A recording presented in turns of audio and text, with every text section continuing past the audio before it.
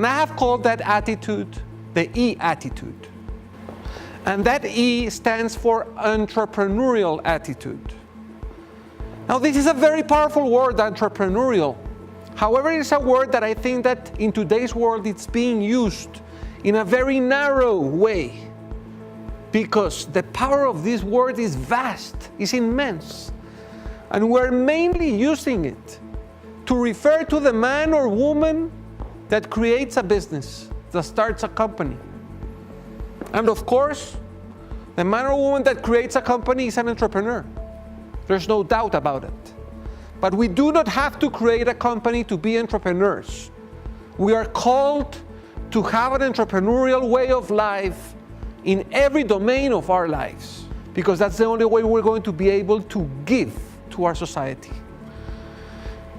Now, the entrepreneurial process is very particular, because every time that you're going to start something, you always feel fear.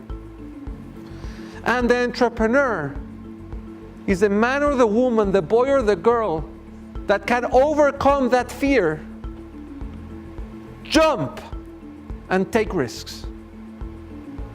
And that is the true spirit of being an entrepreneur and embracing an entrepreneurial attitude or an E attitude in your life.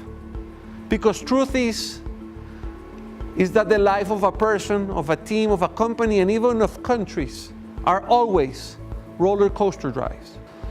So the first attribute of the entrepreneurial individual, team, or organization is envision. And envision is the power of dreaming. Is the power of being able to project yourself into the future and having a clear vision of what you want to achieve. There's an author that I admire a lot called Joel Arthur Barker. And he says, a vision without action is a dream that you will never fulfill. Action without a vision is nonsense, but a vision with action can actually change the world. And what Barker calls action, I call energy. And it's the energy what gives you the capacity to execute and to work for your dreams so that they become a reality. And each one of you look into your hearts and look into your minds and remember how many dreams we have left in the middle of the process. And this is when the third element of the E attitude framework becomes so important. And the third element is called endurance. And it's the power to persevere. It's the power to confront the challenges that life gives you, to learn from your mistakes and from your failures. It's very common that we have a great dream, we start putting all of our energy into this dream so that it becomes a reality, and out of the blue, something or someone appears at the other end, putting resistance and making our journey more difficult. And there are many examples of people out there that represent endurance and perseverance. Of course, Chris Gardner, of whom we already talked. Thomas Alva Edison, who invented the light bulb, is another great example. I don't know if you are aware, but he did 10,000 light bulbs that didn't work. He failed 10,000 times and kept on and kept on and kept on working on his project. And we sometimes just give up on the third attempt or the fifth attempt. We have now seen 3 of the 6 attributes: ambition, energy, and endurance. The fourth one is very relevant and very important, and I call it ensemble. And it's the capacity to work in a team, of being a team player. You never see a great artist, a great sportsman, a great sportswoman, a great student, a great businessman, a great salesman that has done everything on their own. Systematically, if you see the people that are great in what they do, these are people that know how to work in a team. And as human beings, we want to shine, we want to be the best. You know, the football player wants to score the goals, The musicians want to win the Grammys, the actors want to win the Oscars, the salesmen want to win the contest of the best salesman of the quarter. But we need to realize that in order for us to shine, we need the people around us. We come to the fifth element of the model, which is called elasticity. And I am not talking about the physical elasticity as the one shown in this picture. I'm talking about the mental elasticity. So creativity, innovation, thinking outside of the box, breaking paradigms is absolutely crucial. You need to wake up every morning and ask yourself, how can I do today much better what I did yesterday very good, and make a habit out of that. The last element of the model is called engagement. And engagement is when you realize that everything you do, every effort you make, is not for your own sake, but for the sake of others. It's when you realize that everything you do is for the service of other people, being your customers, the people you work with, your family, whoever. But when you do this click in your mind and when you realize this, the ordinary ceases to happen and the extraordinary starts to happen.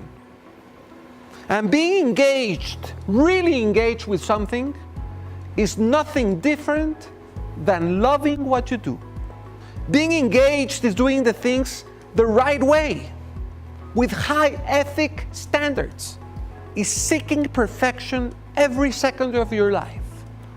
None of us is going to be perfect because we are humans and we mess up all the time. But we have to make the effort of becoming better every day.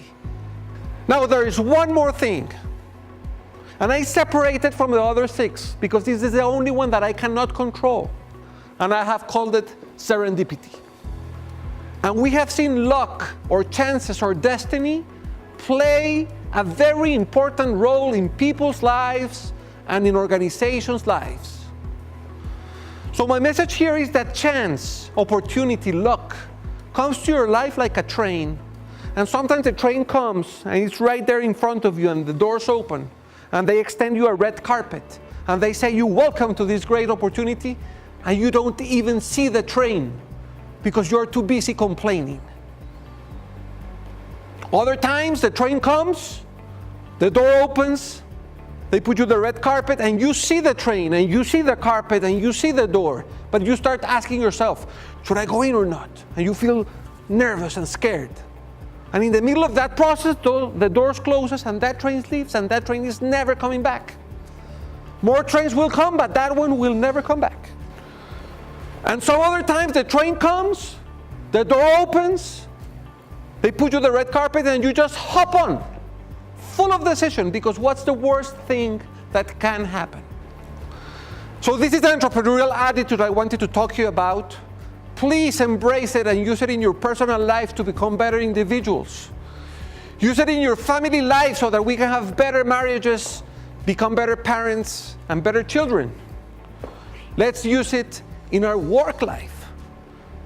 Embrace an entrepreneurial attitude because you have a lot to offer. Embrace it in your spiritual life. Nothing more powerful than a spiritual endeavor. Use it in your social life, on helping others. There is a lot of need out there and we need to be very entrepreneurial and risk takers when it's about helping other people. So we're always going to be in the crossroads of our lives. And when you're there in the crossroads, dare to innovate. Dare to be entrepreneurial in your life. Follow your heart. Because you are going to fail 100% of the shots that you don't shoot. I know all of you are full of dreams as individuals and as a collective audience. But I want to tell you that the only limit for the dreams of people with an entrepreneurial attitude is the sky. The sky is the limit. I hope you embrace this entrepreneurial attitude and use it in your life, and you will see how happy you will be. Thank you very much.